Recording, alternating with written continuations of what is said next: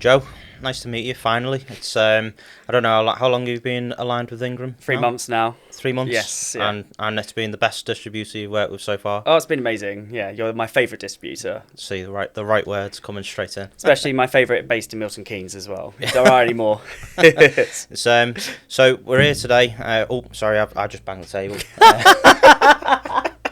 So we're here today. Obviously, there was a quite some Microsoft announcement last week. Do you want to explain what the show was that was globally announced? Yes, last week was a really cool week. There's been a few things. So from a Copilot perspective, we announced Copilot for SMBs, which is a great step forward. They're copying the security business because we announced our new SKUs back in September, but a really cool way of making a more affordable price for Copilot for those sub 300 customers that are on our business SKUs. So was really excited about that. Also, from my side in security, we've made Security Copilot available to all ME5 customers, which is super exciting. So bringing all that great stuff from agents to making it easier to respond to threats available to all of our E5 customers as well, which is super exciting. You're a Copilot user. I know majority of people in Microsoft will use Copilot. What would you say that your kind of go-to prompts are, tips, day-to-day usages of Copilot? There are so many. I have to admit, when Copilot first came out, I was one of those people that was like, well, I actually use that day to day, and I have my Copilot app open all the time, which is really helpful to me. I think simple things like in the morning asking for, what did I miss yesterday? Are there any important meetings that I couldn't attend because I was at an event? Yeah.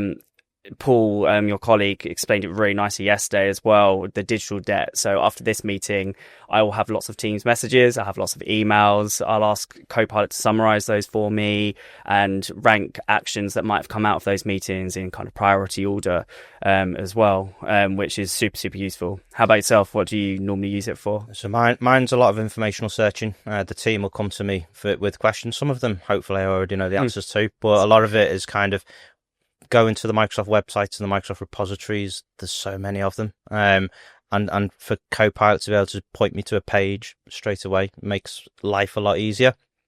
I will say, with Paul mentioning about the statistics that you'd mentioned yesterday, there's one statistic that always sits with me, and that's the 77% of Copilot users, if they were offered either a free lunch or a free Copilot license, they would take the Copilot license. Now, for those that know me, I'm very much swayed by food.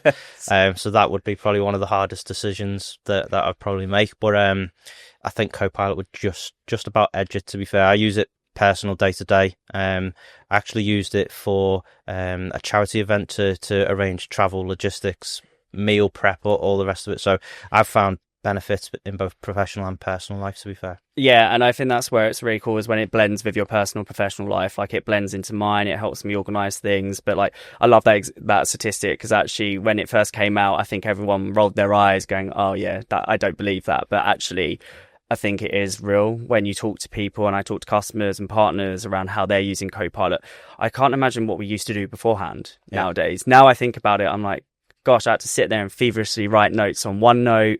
Now I have one click and I go, could you summarize that meeting? And I get that really nice list of notes that I don't have to worry about anymore. And I think it's just simple things like that. And what I'm really excited about is in the new agentic world, where we'll start to get those autonomous agents that will start to do things even without us needing to ask it to do that. And I think that's where Copilot's going to get really cool. I think off the back of the agentic piece of AI, people are worried around, they might fear for losing a job. But I've got an example where I've seen there's 2 HR people within one of our partners. They've got organization, say 200 users plus. Their HR staff are constantly, before using agents, have been bombarded with queries on policies, travel and expenses, the day-to-day stuff. With the agents be performing those autonomous tasks, it's allowed the HR team to deliver so much of a better employee experience going forwards now, and the partners just seeing benefits from it tenfold. So I think agents is it kind of reminded me of a bit of a McDonald's spin. Would you like fries with that? It was, do you want an agent with that? Because everything of Ignite kind of had an agent backing it up, which was really cool, especially the Microsoft Agent 365. Yes, that caught me off guard. To your point earlier about Copilot for SMB, I missed that announcement internally. Obviously, super excited about that. I think that's going to be super cool. Yeah, I think having all agents in one place, being able to kind of, it's that phrase "one to rule them all" kind of thing. It's being able to govern kind of the admin permissions and just take a look at what the agents are doing within one place as opposed to going portal to portal to portal. Now, the Copilot for Business stuff that we'd mentioned just previously, obviously there was a couple of bundles that were mentioned with promotions backing them up. How do you think that they are going to sit right before we're at the renewals kind of period at the start of it kind of thing? People are starting to look at quoting and having those conversations if they've not already.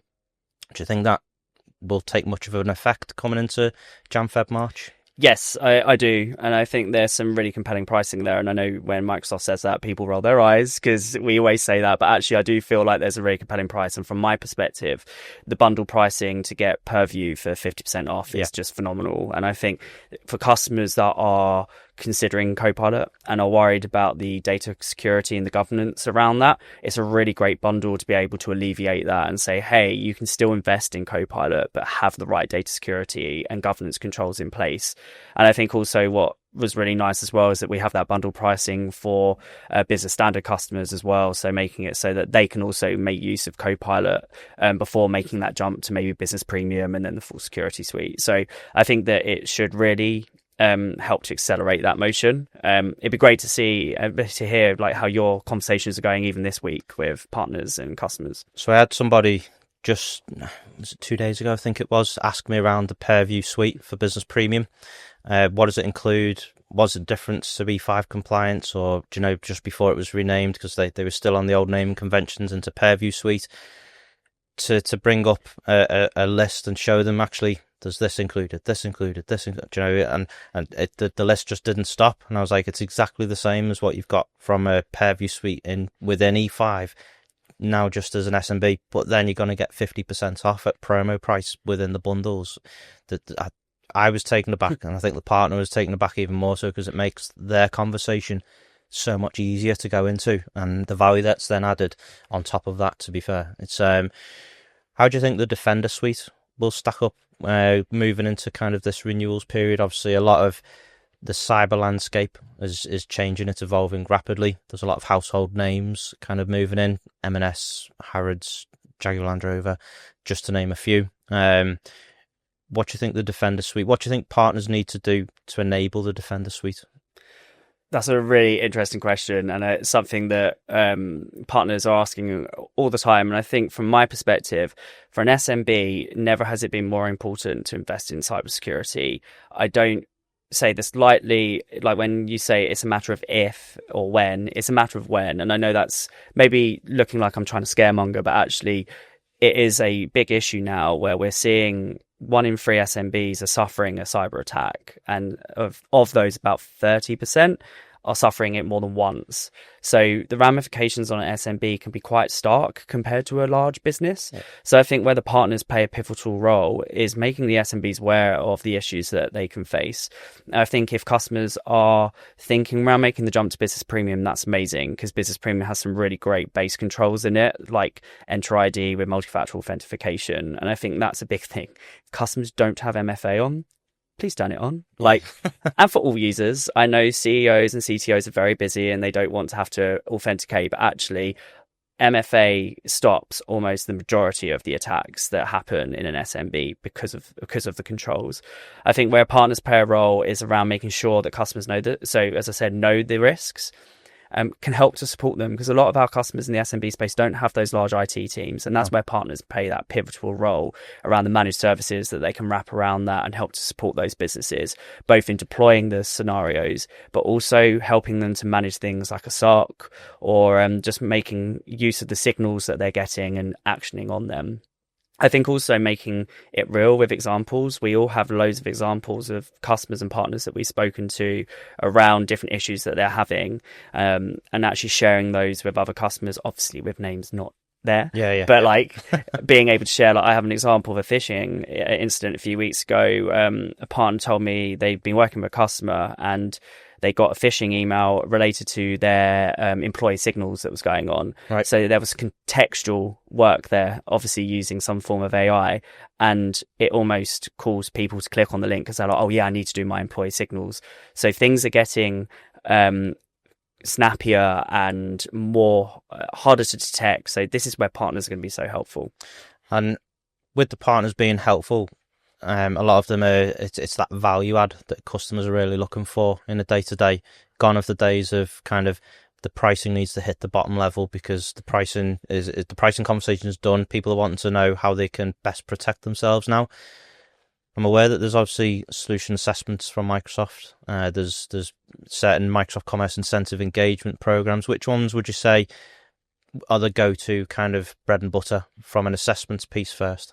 So from a solution assessments perspective, we have a couple ones that are based more on data, some on more threat protection, but you get this holistic view of your environment where you can see how many identities you have that maybe privileged users don't have MFA on, and you'll be surprised how many are like 60% have MFA and there's 40% of their estate that don't. Things like how much data that you have that's unprotected, data that might be being shared externally that has sensitive information, and that's where it gets cool, because customers sit there and they go, oh, I thought our data wasn't leaving the tenant. I didn't realize we had Gen AI running. So the solution assessments for me are definitely, for any size customer, a really great way just to get that single pane of glass. I think for then larger customers, things like the data security and the threat protection workshop, which take customers through that journey. So if I take data security, for example, takes them through, again, a much more deeper, where is your data?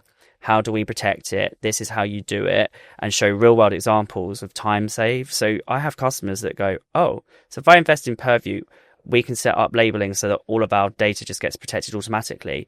Our IT team have been doing that manually. And that, yeah, and you'd be surprised how many hours they send, and also users having to do it. And they were like, we can save how much time? Yeah. That's, and again, they're like, when can I buy it? So I think it's these different assessments and different workshops can really help make it real. For help with deployments and things like that, we have deployment accelerators now, both on full E5 and E3, but also on the new SKUs as well. So for those sub 300 customers, we can provide funding on that deployment, so helping partners to do that. So we've kind of got that pre-sales motion helping partners and customers, but then also that deployment piece as well. And for partners to kind of identify customers that may be eligible for engagements, where would they turn to look at those? Do you know? I do. So yourselves at Ingram have that comprehensive list. They can go into Partner Center and double check their customers in there as well. So it'll give them the eligibility. And of course, if we have some stringent rules around seat counts and things like that, but if customers aren't eligible and you think they should be, definitely reach out to yourselves at Ingram, and then also myself from a security perspective. We can help to work through exceptions, things like that, because we really want to make sure that customers are getting the right treatment on that. So action is come to us if you need help on absolutely. Identification. You mentioned the point around businesses didn't know Gen AI was running in the business until they ran one of those assessments. Now, being the kind of in the Copilot arena myself, the shadow AI piece is becoming kind of almost a bit like a Teams sprawl did when Teams kind of became a thing. There's AI just sprawling everywhere at the moment. People are after the easier life, which takes on the digital debt piece that you'd mentioned earlier. And I was in a room the other week, asked everyone who's using AI. Everyone put their hands up in the room. I asked follow up whose employer actually provided them with AI. I could count on one hand. Do you know the amount of people in that room? So there was a major portion that wasn't using approved managed AI tools. Obviously, there's a risk to data and things. Absolutely. that sit in there. Have you got kind of any fears or around the AI sphere, whether it's personally or professionally, from a Microsoft perspective of what AI would look like? Yeah, I think to that example, my biggest fear is when a senior leader within a company says we don't have AI running, and I'm like, you might not, but your employees do, and it's a fair assumption to make, because everyone hears about, I can make productivity gains here, or ChatGPT can do this, or Copilot can do that. So if you seriously think that people in your organization aren't using Gen AI, even if you're not investing in it, they are. Yep. And that's where the data risk comes in. I think from an AI perspective, we released our digital defense report last month, and that had a really interesting section around AI for good, but AI for bad, because as AI continues to help us in our productivity gains, threat actors are starting to use AI as well. So being able to do better phishing attempts. So like that example I gave earlier, I heard something yesterday at an Ingram event around a customer received an email chain as part of the phishing attempt. So they'd used AI to kind of do a back and forth between a few users and then bounced it to that user. So it looks like a real email thread. It's not a one-off done. Exactly. Yeah. And I was like, that is super interesting. So I think it's making sure that we have the right balance of AI is going to be so pivotal in how we do our work and come to work, but we also have to think about the data security and also just the general security of our estates to combat that. Yeah, and I know that you've been sharing data with ourselves just around monthly active usage of particularly the Copilot chat element at the moment. I think some partners have been really utilising that to kind of not just kind of identify who's using AI, because it doesn't go that granular, it's just company level. But from the fact of, we've got a 300 plus organisation, but I can only see 20 people using the Copilot chat that's actually included within their license. But then if we're saying that more than 70% are using AI that they're bringing in themselves, it's quite an alarming figure that kind of sits within there. So I would probably say and champion from the business premium side and the Defender suite for business premium, the cloud app security, to go in and run those scans just to see what's being logged in with an Enter ID that you might not be aware of, kind of thing. So it's now one of the other announcements from Ignite you'd mentioned about was the Copilot security being included with E5. Now, this was probably on par with the Copilot business announcement, that those two received the most excitement. For me, I'm not in the security landscape, so treat me as, Billy Basics kind of thing. What does that actually mean for a business who might have an E5 license already? So for a business that already has E5, this is super exciting, because if you think Security Copilot in its simplest terms is basically M365 Copilot, but for security professionals. So in the same vein, Copilot for M365 helps you and I be more productive in our emails and our teams and now just our day-to-day life. It helps security teams be more efficient. So we've introduced, I think it was 10 or 11 new agents last week that will proactively help to drive things across Entra, Defender, Purview. And I'm actually super excited for these use cases, because when I do my demos, you can go to the Defender portal, for example, and Copilot for security will give you recommendations on what you should do. Yeah. So what it's doing is, for especially an SMB that might not have lots of technical people in their security space, someone like I could go in and it could go, have you done this? Click here to do this, go and do this. There's a remediation here. So that's where it becomes super exciting. And I think whereas before for an SMB, Security Copilot might have been slightly out of reach because of the cost of it, now it's in that E5 license. I feel like it's going to be so beneficial to them to reacting faster. I think that's where it's going to be the most impactful. So I've got a couple of partners who have previously been looking towards Security Copilot. I've particularly seen their buzz on LinkedIn when it got announced last week, from just this is a cost saving, and because it's not the cheapest Security Copilot, but the value it gives. I always use the example, we have to sleep, unfortunately. Even security analysts have to sleep. Security Copilot doesn't. So that can literally run. Unfortunately, attackers aren't just in the UK time zone, they're worldwide. One of the favourite things I like to show in the Authenticator app is review sign-in activity. Yes. And take a look at kind of those that have been blocked or unsuccessful sign-ins, and it's all over the world.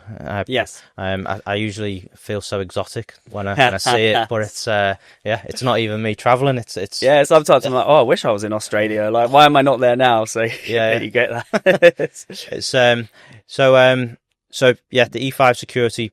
E5 containing Copilot security is absolutely huge. I know it's measured on security compute units, isn't it? How many of those do you get with the E5 license? It's a percentage, It's a isn't it, I percentage of your seats, so depending on how many seats. So I think in the example it was if you had 1,000 seats of ME5, you'd get 10,000 SCUs. So it kind of works in that way. And there's no hourly rate anymore. So beforehand, if you were a E5 customer with Security Copilot on top, there was a hourly rate that was used to run that. That's been removed. So the SCUs will be solely used for when something interacts with Security Copilot. Right, okay. And if you were to go over that, there is then a pay-as-you-go rate. And to preempt, I can't remember the pricing right now, but there is a flex there. So if a customer wants to use more than they get allocated, they can do that. So being pay-as-you-go, I'd assume that's billed then through an Azure subscription? Yes. Yeah, brilliant. Absolutely. It's and I know it's only just been announced. Do you know if there's any engagements or workshops or the solutions assessments on its way? Do you know anything you can share? Not right now, and that's not me being cagey. I would hope that there'll be something inside E5 in the E5 ones that we can weave into that. But yeah, I'd say watch this space. Yeah, no, brilliant. It's, I definitely will be, and I know Pete, who's not with us today, and I think he's outside on the floor. He will be waiting for that. So the Defender and Purview suites for Business Premium, we've been seeing those, I think, since September. You've mentioned, obviously, now that the landscape of SMB licensing has properly changed with also the Copilot business.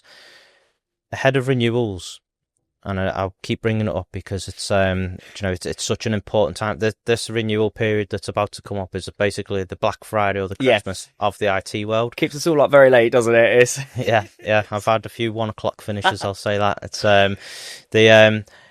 when do you think's best time to engage those conversations to get a customer ready? Now. For me, I'd say best practice is at least 90 days out from the renewal, because there's that crunch time of trying to both do the renewal. So if they're on Business Premium, do you want to renew on Business Premium? Plus then I want to introduce you to two new SKUs, and you need to do that readiness around what does Defender do? What does Purview do for you? What's that ROI on top?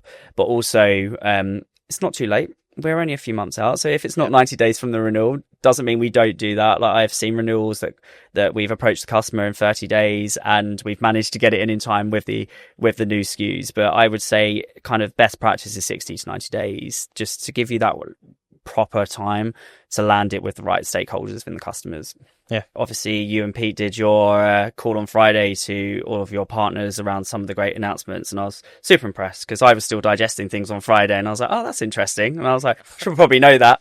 But it'd be great to just hear about some of the enthusiasm that you're hearing from your resellers. Like, what are they most excited about out of those announcements? I've been receiving most traffic over Copilot Business. Understandably, there's a lot of users out there that trialed Copilot, in the midst of trialing Copilot, or have purchased Copilot fully onboarded, but there's still an SMB size, that's sub 300 seats.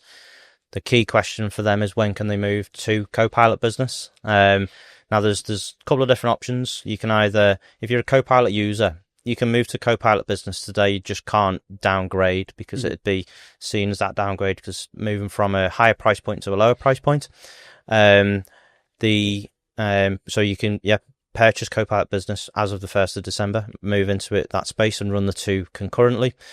Or if you're not a Copilot Business user, or even a Copilot user, you can purchase from the 1st of December, either as the single SKU on its own, single product on its own, or within the bundles. Now, if you're within, say, a Business Premium and you wanted to include it with your current license, I know there's the date that you've put in for the 17th of December that you can upgrade from.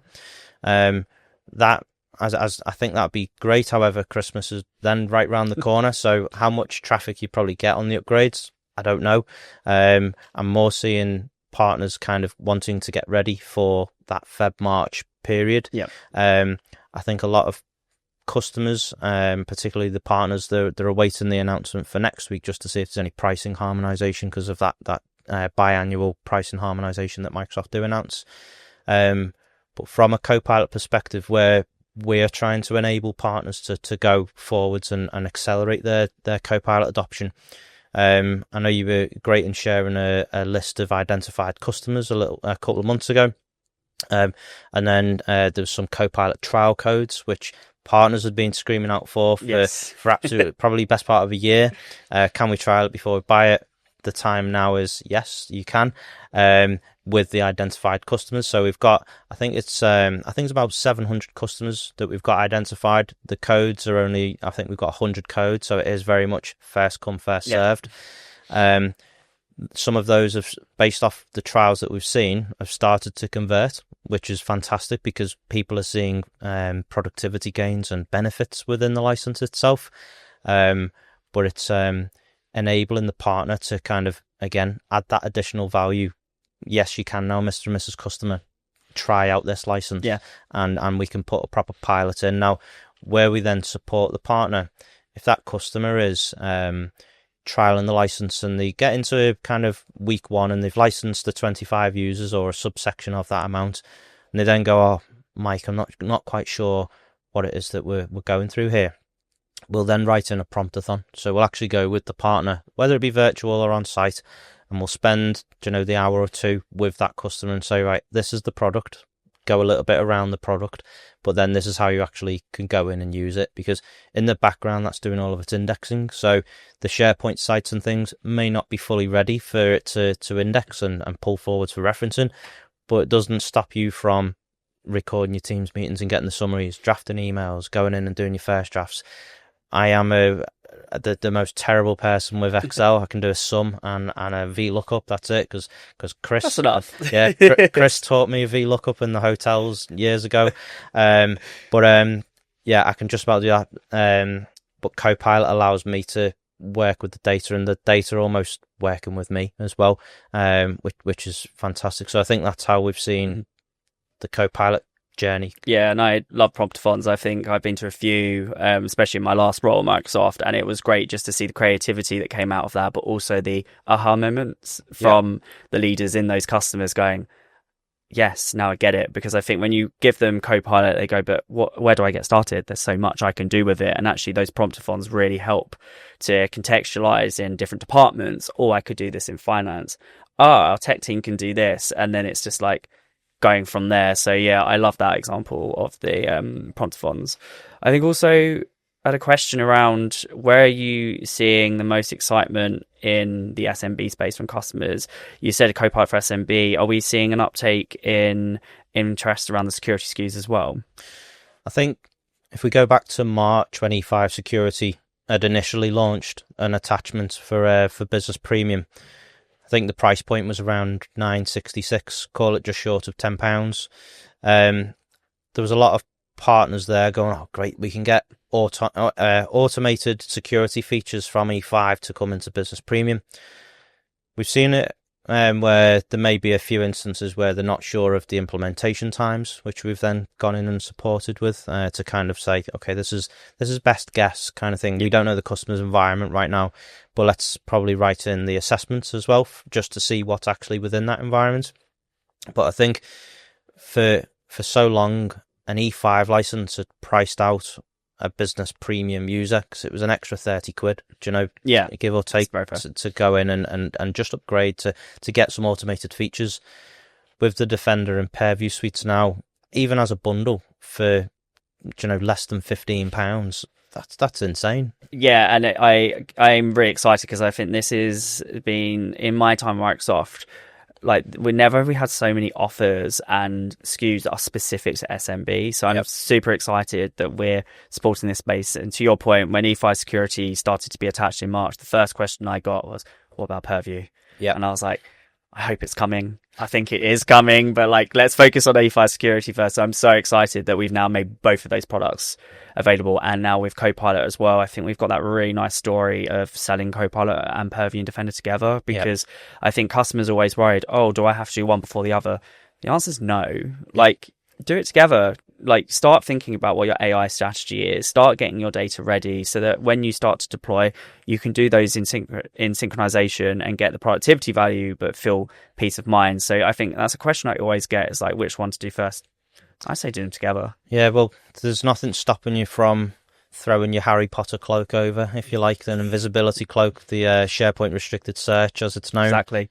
To construct that Purview piece in the background whilst the users are still being productive personally. I I think it's I don't think there's anything that should stop a user from going down that way. So yeah, no, I think to Nicole Deason's point earlier in the year, where she said the SMB is kind of where we're looking this year and things, and we're focusing and we're putting investments in here. I think she's followed through on that now, and we're seeing the gains within the product set, especially, but also the SMBs are feeling loved, for a better word, Yeah, and I'm glad as well. I think it's super important, because I think what we're seeing is that SMBs need that security, but they also need those productivity gains. So making these SKUs available to them, I'm super, super excited to see what SMB does now with those new SKUs, what use cases we get from Copilot, how are they utilizing the security SKUs. So I'm looking forward to the next few months, especially as we go into this intense renewal period, seeing how our partners can work with our customers to help them see those gains.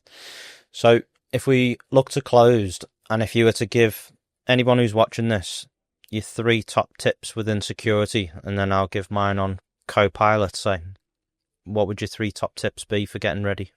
So if you're getting ready, do the simple things. Put MFA on. If you've got if you've got a way to do self password reset, turn that on as well. Those 2 features are really basic, but super, super powerful. You'll be surprised how many organizations, I think I said it earlier, are worried about enforcing MFA across their tech teams, across their senior leaders, because they don't want to slow them down. What will slow them down is a cyber attack. Yeah. And MFA is such a great way to stop that.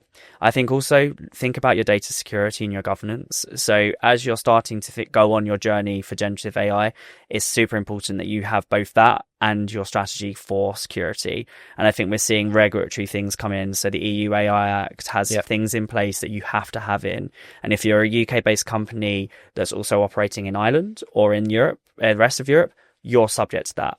And we are seeing the UK government following suit. We've got the Cyber Resilience Act that's going for its first reading in Parliament, that's going to probably enforce similar rules only in the UK. So I think it's a matter of the government bodies are going to start saying you have to do this. Yeah. It's not a suggestion. And then my third thing would be have that conversation with your customers, or if you're a customer with your reseller, around what's next for me. If you're on, again, business standard or business premium, where are we going? How can I attach Copilot? What security controls do I need? So for me, I think that's it. So to summarize, use your security, data governance, have that conversation with your reseller or your customer. 3 very solid points, tough to follow up, to be fair.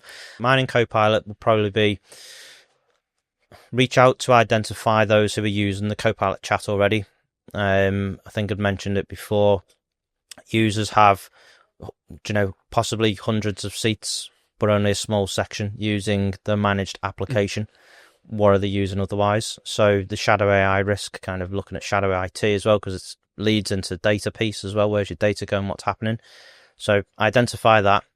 I think ahead of renewals, regardless of if your customer is already on a business standard or premium, quote the bundle alongside it as well, just so they can see the difference in the price, because I think they'll be more keen to go, well, actually, yeah, I will take that. I will try that. I know from an attach perspective, the best route of attach comes from not actually pushing the sale.